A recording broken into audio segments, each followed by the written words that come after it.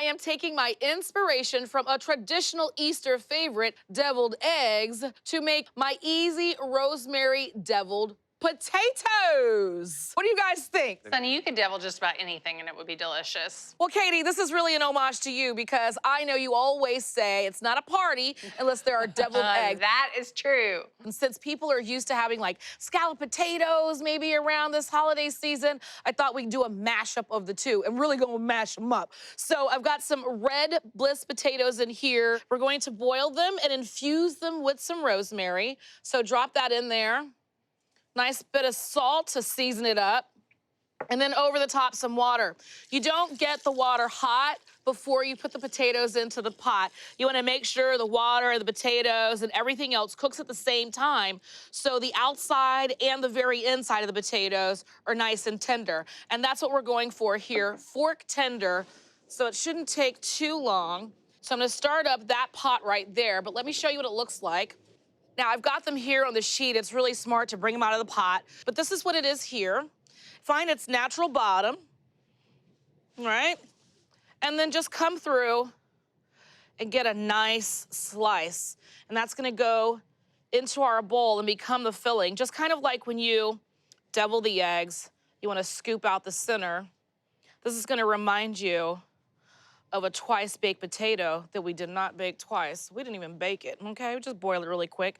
And if you get those potatoes in the bag that you can steam, just steam them like maybe 2 minutes under the recommended amount of time, and they'll be perfect for this recipe. Hey, Sonny, is there a reason you're using Red Bliss potatoes for this? Yeah, I mean, I like Red Bliss. They're easy to find. I like the waxy, content of them. But you can also use new potatoes that are yellow skin or brown skin, if you will. And I like to do this with 3 pounds, but a half recipe is great for your backyard party. Okay, so they're in our food processor here. What I'm gonna add to that to add some flavor, now remember they're already infused with the rosemary, so a little bit of lemon zest. And then it could be sour cream or what I love to use, which is whole fat Greek yogurt. And then to that, some grained Dijon mustard. Get that in there.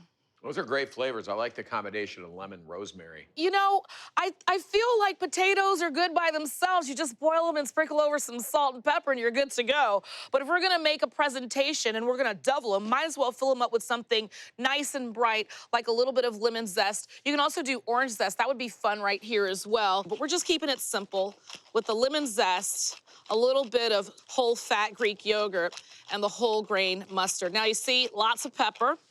And then to the side here, just a little bit of that water that we boil the potatoes in. It's gonna help it be a little bit loose so we can pipe it later on.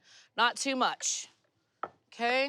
Now this is a important part. You don't wanna overmix this because it'll become kind of gluey and sticky. So you just wanna turn it on and pulse it. Just mix it. And you see as you get in here, it's getting to that texture where you say to yourself, all right, I can get this into a piping bag and go to town. So that's what we're gonna do right now. And here is everything in here. Remember the tops of the potatoes, little lemon zest, and then you just kind of squeeze it out. See all those little pieces of mustard? Get in there.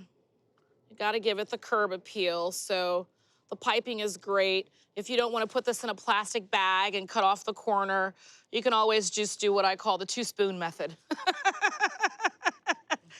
All right, over the top, just some chives. And then a little deviled egg curb appeal from my youth. My mom used to always hit the deviled eggs with a little bit of paprika. Now you know this is my hot Hungarian paprika, but you can use sweet or smoked. And just hit it high so everything gets an even distribution of the paprika. And there you have it. Perfect for Easter. We break the rules and make it delicious.